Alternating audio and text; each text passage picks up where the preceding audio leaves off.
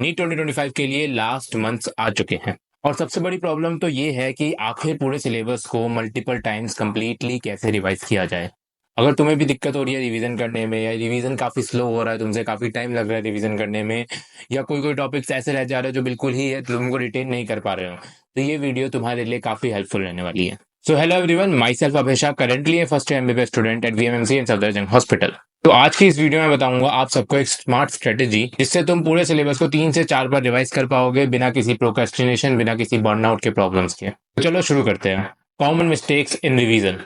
सबसे पहला स्टेप ये है कि तुम्हें बहुत सी मिस्टेक्स को समझना पड़ेगा जो मोस्टली स्टूडेंट्स कर रहे होगे तुम लोगों में से अपने सिलेबस को रिवाइज करते वक्त। सबसे पहला, फुल सिलेबस को एक साथ रिवाइज करने की कोशिश करना। देखो, मैंने भी अपने टाइम पे पूरे पूरे सिलेबस को एक बार में रिवाइज करने की कोशिश काफी अच्छे से की है एंड मैं उसमें सक्सेसफुल भी हो पाया, बट तुम में से काफी स्टूडेंट्स के लिए तरीका फिजिबल नहीं होगा। ये तरीका तुम लोगों को काफी मुश्किल लगा गया और ऐसा लगेगा कि इतना बड़ा सिलेबस एक बार में कैसे रिवाइज करेंगे।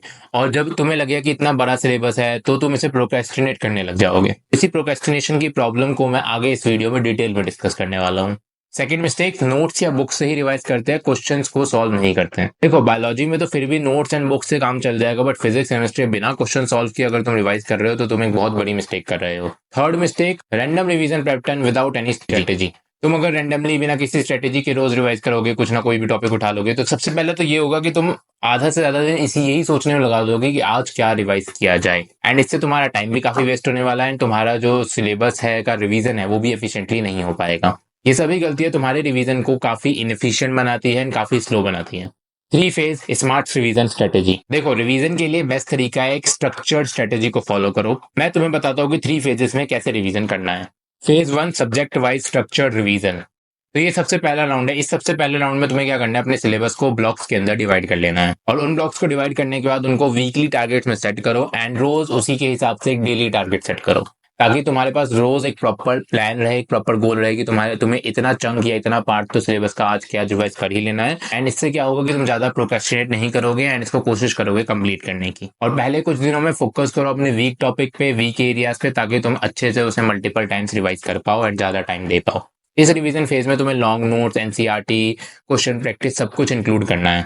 फॉर्मूला शीट, फ्लो चार्ट का यूज करो for quick recall, short notes का यूज करो। और अगर तुमने अभी तक शॉर्ट नोट्स नहीं बनाया है तो मैं तुम्हें रिकमेंड करूंगा ये रियांशु रिवीजन की तरफ से बनाए गए फ्लैश कार्ड्स। इन फ्लैश कार्ड्स को ह्यूमन साइकोलॉजी को ध्यान में रख के बनाया गया है।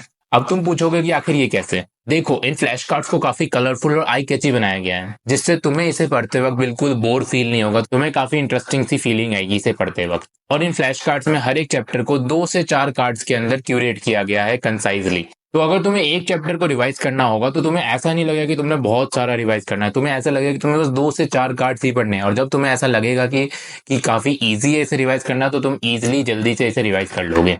इन फ्लैश कार्ड्स को तुम एक्टिव रिकॉल के लिए यूज कर सकते हो, बिकॉज ये फ्लैश कार्ड्स ऐसे बनाए ही गए हैं कि जब भी तुम इसे रिवाइज करोगे तो ये फ्लैश कार्ड तुम्हें पुश करेगा वो कंसेप्ट और टॉपिक याद करने के लिए। एंड जब हम खुद से याद करते हैं ना, तो खुद से सोचते हैं अपने माइंड में कि हाँ ये ऐसे हुआ होगा, ऐसा ये टॉपिक में था, तो उससे तुम्हारा मेमोरी रिटेंशन और बेहतर होता है। ये फ्लैश कार्ड इतने कंसाइज, इतने स्मॉल बनाए गए हैं कि तुम इसे कहीं भी यूज कर सकते हो। मान लो तुम अपने ऑफलाइन टेस्ट देने जा रहे हो, तो ट्रेवल कर रहे हो, मेट्रो के थ्रू, बस में खड़े हो, तो तुम इसलिए एक प्लान बना के रखना कि हाँ मेरे को ये चैप्टर आज रिवाइज करना है, तो बस में खड़े खड़े तुमने जेब से 2 4 कार्ड निकाले एंड रिवीजन कर लिया फट से। इससे क्या होगा कि तुम अपना ट्रैवलिंग टाइम भी एक एफिशिएंट वे में यूज कर रहे होगे एंड तुम्हारी नीट में काफी हेल्पफुल रहेगा।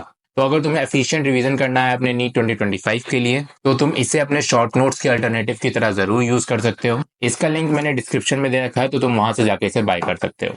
Phase 2, active recall and paper solving. अभी सेकंड राउंड है एंड ये और भी ज्यादा इंपॉर्टेंट है फर्स्ट राउंड के कंपैरिजन में। तुम्हें यहाँ पे एक्टिवली अपने सिलेबस को रिकॉल करना है, यानी क्वेश्चंस के थ्रू एंड टेस्ट पेपर की प्रैक्टिस के थ्रू तुम्हें अच्छे से अपने सिलेबस को रिवाइज करना है। इसमें तुम्हें टेस्ट एंड पीवाईक्यूज के थ्रू अपने सिलेबस को रिवाइज करना है। कोशिश करो कि तुम पीवाईक्यू सॉल्व करो, अपने नोट्स में जो भी तुमने हार्ड क्वेश्चन मार्क किए होंगे या अपने मॉड्यूल्स में हार्ड क्वेश्चन मार्क किए होंगे उसे सॉल्व करने की कोशिश करो एंड पार्ट या फुल सिलेबस टेस्ट दो, ताकि तुम अच्छे से अपने सिलेबस को रिवाइज कर सको। Phase 3, super fast rapid revision.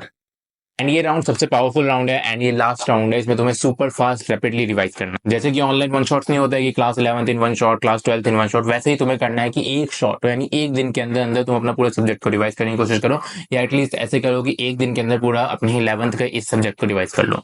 और इस रिवीजन में मेजर फोकस रखना अपने इंपॉर्टेंट टॉपिक पे एंड उन टॉपिक पे जो भी तुम्हें वीक लगता है। देखो अगर ये स्ट्रेटेजी तुम फॉलो करते हो तो तुम अपने सिलेबस को 3 से 4 बार अच्छे से रिवाइज कर लोगे। देखो नीट 2025 में सिलेक्शन उन्हीं लोगों का होगा जिन्होंने अपने सिलेबस को काफी अच्छे से मल्टीपल टाइम्स यहाँ पे सेट कर लिया होगा। बिकॉज क्वेश्चन का लेवल अगर ईजी हुआ तो बहुत टक्कर की कंपटीशन होगी एंड उसमें यही चेक होगा कि किसे कितने अच्छे से कितना डीपली हर एक चीज याद है। और हर एक चीज को डीपली याद करने के लिए तुम्हें मल्टीपल टाइम्स रिवाइज करना पड़ेगा। सो आज की वीडियो के लिए बस इतना ही। और अगर तुम्हें ये वीडियो हेल्पफुल लगी हो तो इस वीडियो को लाइक और शेयर जरूर करना एंड कमेंट सेक्शन में बताओ कि तुम अभी सिलेबस रिवीजन के कौन से फेज में हो। और अगर आगे और भी ऐसी पावरफुल रिवीजन टिप्स चाहिए तो मेरे चैनल को सब्सक्राइब जरूर कर लेना। मिलते हैं जल्द नेक्स्ट वीडियो में, तब तक के लिए पढ़ाई करते रहो। All the best and bye bye.